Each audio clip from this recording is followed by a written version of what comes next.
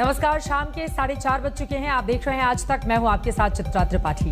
Civil services में top करने वाले ये उन युवाओं की दास्तान है जो आगे रहे, नाम किया और भारत के भविष्य के तौर पर अपनी जिम्मेदारी संभालने को पूरी तरह से तैयार हैं। ये वो नौजवान हैं जो छोटे शहरों से आए और यूपीएससी के रास्ते आईएएस के उस मुकाम तक पहुंच रहे हैं जो सपनों का नया संसार खोल रहा है। ये अलग अलग तस्वीरें आपको दिखा रहे हैं, यकीनन जिसका बेसब्री से न सिर्फ इन्हें बल्कि इनके परिवार वालों को इंतजार था। आईएएस के ये टॉपर, उनके खिले हुए चेहरे, उनके परिवार के लोगों का संघर्ष, सब कुछ आपको इस टीवी स्क्रीन पर दिखाई दे रहा है। देश की सबसे बड़ी परीक्षा यूपीएससी 2020 का रिजल्ट आ गया है। पहले नंबर पर बिहार के शुभम रहे। इसके बाद के दोनों रैंक यानी दूसरे और तीसरे नंबर पर महिलाओं का कब्जा रहा। जागृति दूसरे और अंकिता तीसरे नंबर पर रही। हम आपको इन तीनों टॉपर की कहानी बताते हैं जो हौसले से आपको भर देंगी।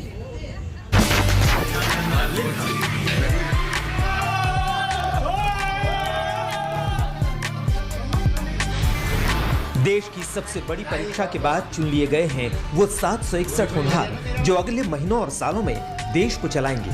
और उनके चेहरों पर ये खुशी और जश्न का ये माहौल बता रहा है कि जीतोड़ मेहनत के बाद जब बेमिसाल नतीजा मिलता है तो चेहरे कैसे खिल जाते हैं।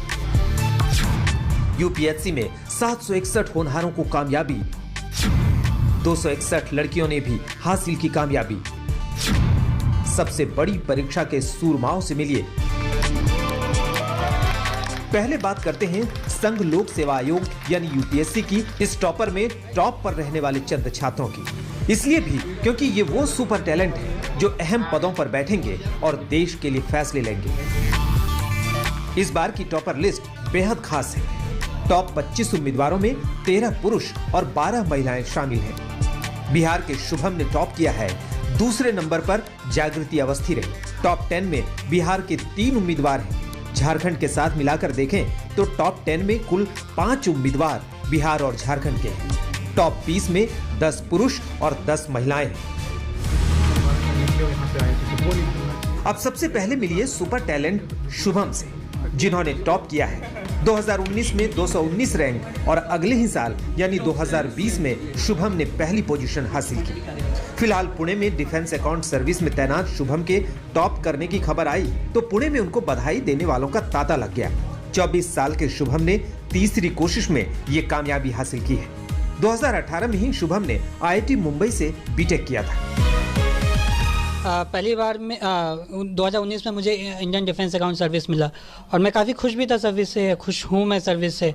बट जो आईएएस है इंडियन एडमिनिस्ट्रेटिव सर्विस, उसमें काफ़ी ज़्यादा डाइवर्सिटी है एंड वहाँ पे मैं लोगों के लिए ग्राउंड पे काम कर सकता हूँ। सो एक मोटिवेशन था कि मुझे आईएएस बनना है और जहाँ पे मैं लोगों के लिए, अपने गाँव के लिए, अपने एरिया के लिए मैं काम कर पाऊँ। कटिहार के लाल के कमाल के बाद उनके गांव कुम्हरी में जश्न का माहौल है। पिता देवानंद सिंह उत्तरी बिहार ग्रामीण बैंक के मैनेजर हैं, जबकि मां हाउसवाइफ है।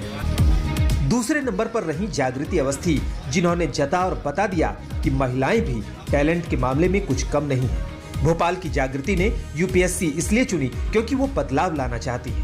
बीटेक करने के बाद नौकरी मिल गई थी, लेकिन आईएएस बनने के लिए बीएचईएल की नौकरी छोड़ दी। खास बात ये कि कामयाबी के लिए श्रेय देने की बारी आई तो पहले नंबर पर अपने शिक्षकों को रखा। कंसिस्टेंसी थी, सबसे इम्पोर्टेंट है कंसिस्टेंसी। क्लैरिटी थी। मैंने आराम से, बिल्कुल इत्मीनान से अपने सब्जेक्ट्स को समझना, पेपर की डिमांड्स को समझना, उसमें लगभग मैंने 1 महीना इसी में दिया कि मैं सब्जेक्ट ही समझती रही और अपने ऑप्शनल को अच्छे से तैयार करना। ये आपका पहला अटेम्प्ट था? मेरा दूसरा अटेम्प्ट था। पहला अटेम्प्ट मैंने बीएचईएल में ही जब मैं नौकरी करती थी तब दिया था। मेरा प्रीलिम्स क्लियर नहीं हुआ था तब। टॉपर की लिस्ट में तीसरे नंबर पर रही आगरा की अंकिता जैन। कायदे से आगरा की बहू है अंकिता। पति अभिनव त्यागी आईपीएस और महाराष्ट्र में तैनात है। आगरा के ससुराल में खुशी है। रिश्तेदार एक दूसरे को मिठाई खिला रहे हैं। घर पर बधाई देने वालों का तांता लग गया है। सचमुच इन टॉपर्स की मेहनत और कामयाबी मिसाल बन गई है। इनके हौसले की उड़ान हर उस छात्र छात्रा को रोशनी दिखाएगी जिन्होंने आईएएस बनने का सपना देखा है। आज तक ब्यूरो। घंटों तक पढ़ाई करना, दुनिया से अलग रहकर अपनी ही दुनिया में जीना और अपने लक्ष्य की प्राप्ति के लिए पूरी ताकत लगा देना, इसी वजह से आज इस तरह का रिजल्ट आया है, जिससे न सिर्फ ये टॉपर बहुत ज्यादा खुश उत्साहित दिखाई दे रहे हैं, बल्कि परिवार में जश्न का माहौल है और जश्न अभी भी जारी है रिजल्ट आने के बाद से ही।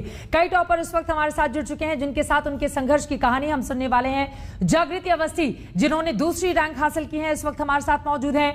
ममता यादव, 5वीं रैंक जिन्होंने हासिल की है, वो भी आपको टीवी स्क्रीन पर दिखाई दे रही है। अपाला मिश्रा, जिनको 9वीं रैंक हासिल हुई है, वो भी आपको नजर आ रही है। सत्यम गांधी 10वीं रैंक के, वो भी हमारे साथ मौजूद हैं। सबसे पहले शुरुआत जागृति आपसे ही करते हुए, चूंकि 24 साल आपकी उम्र है, आप दूसरे अटेम्प्ट में आपने इस सफलता को हासिल किया है, आपका ये पोजीशन, मैं चाहूंगी संघर्ष की उस कहानी को बताइए जो पर्दे के पीछे रह जाती है। आज सबको पता है कि जागृति अवस्थी कौन है, दूसरी रैंक आपने हासिल की है, लेकिन इसके पीछे कितना संघर्ष करना पड़ा, कैसे नौकरी छोड़नी पड़ी आपके घर में।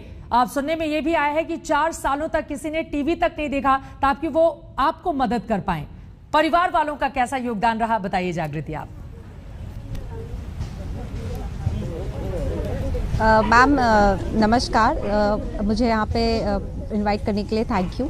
और बिल्कुल संघर्ष तो है। 2 साल जुलाई 2019 में नौकरी छोड़ी और अभी सितंबर 2021 तक लगातार 8 से 10 घंटे पढ़ना, 2 साल हो गए थे। और नौकरी छोड़ने का डिसीजन एक रिस्की डिसीजन था, एक वेल सेटल्ड जॉब से फिर एक स्टूडेंट लाइफ में वापसी करना। तो फैमिली ने तो मुझे बहुत ज़्यादा सपोर्ट किया।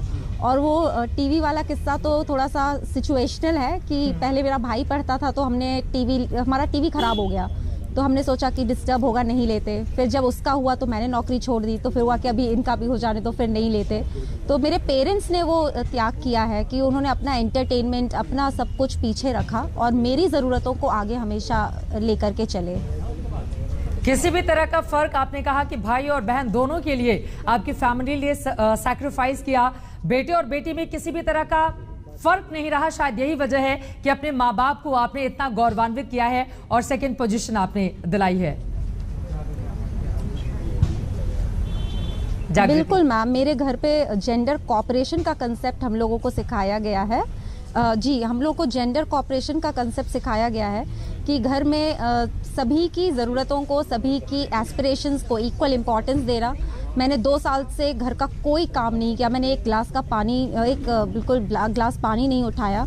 मेरा भाई सब कर देता था, मम्मी लगी रहती थी, पापा लगे रहते थे ताकि मैं पढ़ सकूं। तो मुझे लगता है कि जब हमारे पेरेंट्स हमें वो बिलीफ दिखाते हैं कि हम कुछ कर सकते हैं, तो स्पेशली गर्ल्स को बहुत मोटिवेशन मिलता है उस बिलीफ से। बिल्कुल, मैं आपकी वो कहानी भी सुनूंगी आगे। जब कोरोना काल जब चला तो दिल्ली से आपको अपनी कोचिंग छोड़कर भोपाल लौटना पड़ा था और तब कैसे पढ़ाई हुई, लेकिन उसके पहले ममता, मैं आपका सीधे रुख करते हुए, मुझे लग रहा है कि ये 5 अंकों से आपका कुछ गहरा ही नाता है।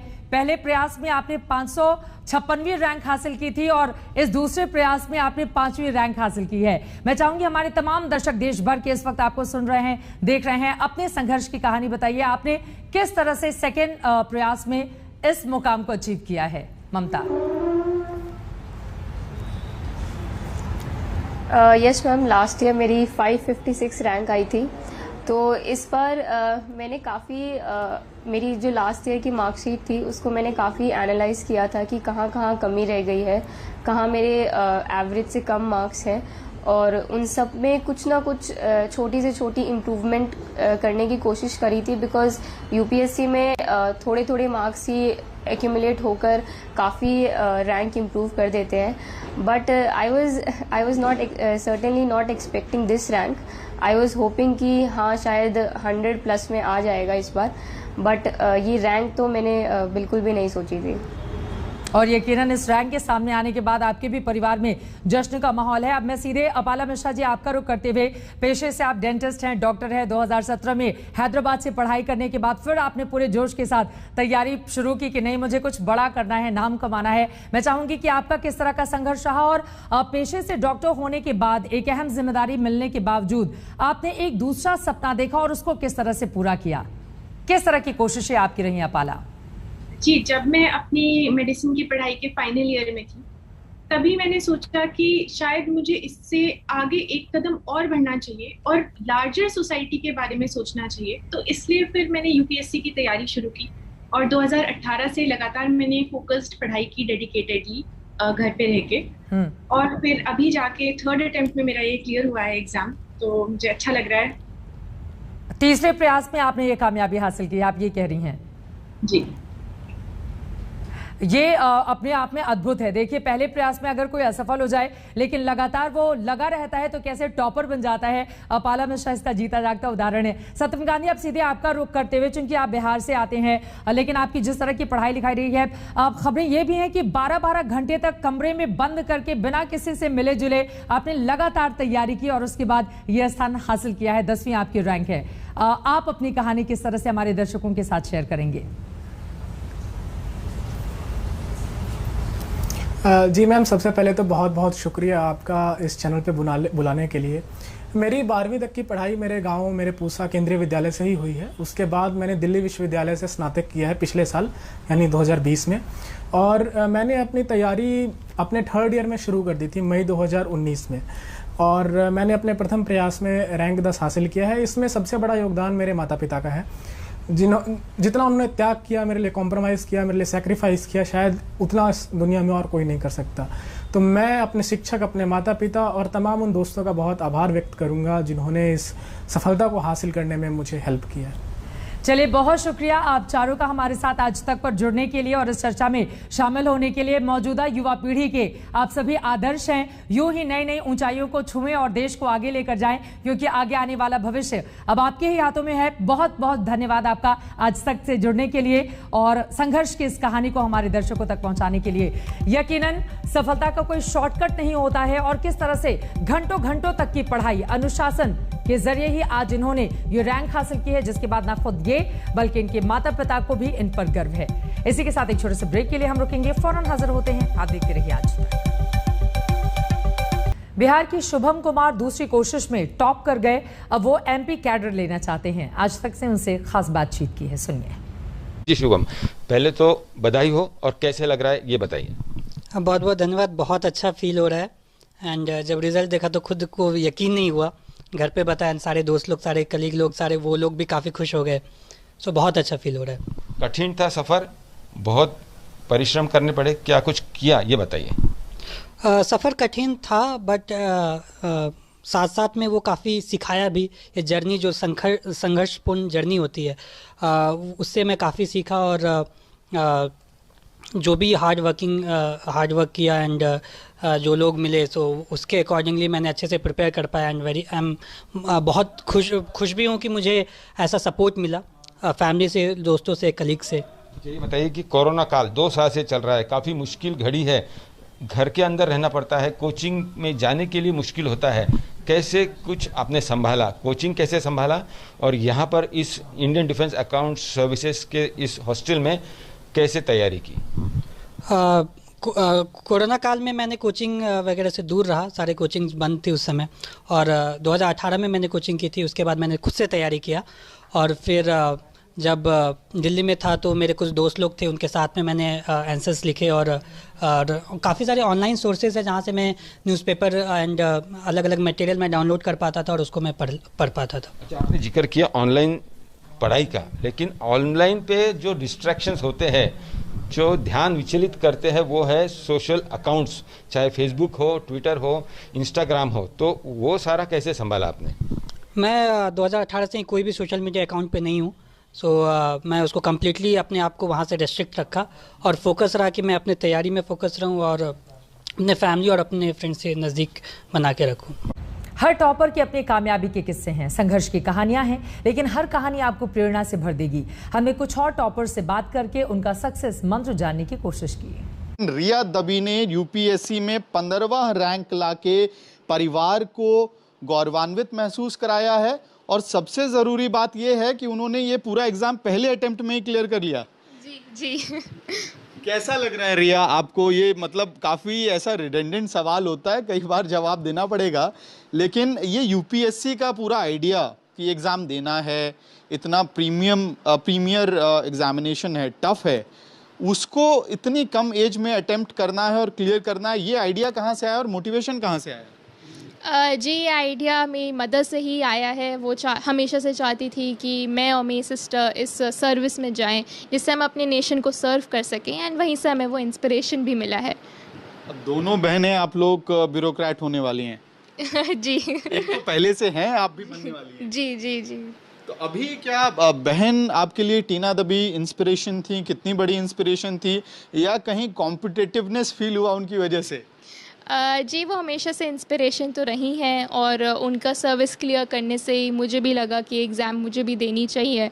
और कंपटीशन तो ऐसी नहीं रही है क्योंकि हम सिस्टर्स हैं, हम में बहुत ज़्यादा प्यार है और वो मुझसे 5 इयर्स बड़ी भी हैं, तो वो हमेशा एक फ्रेंड की तरह ही मुझे ट्रीट करती हैं। तो ग्रेजुएशन भी मेरे ख्याल से शुरू नहीं हुआ होगा जब उन्होंने एग्जामिनेशन स्टॉप किया था? जी जी, तब मैं सिर्फ स्कूल में ही थी 12th क्लास में। और तभी आपने टारगेट बना लिया? जी जी।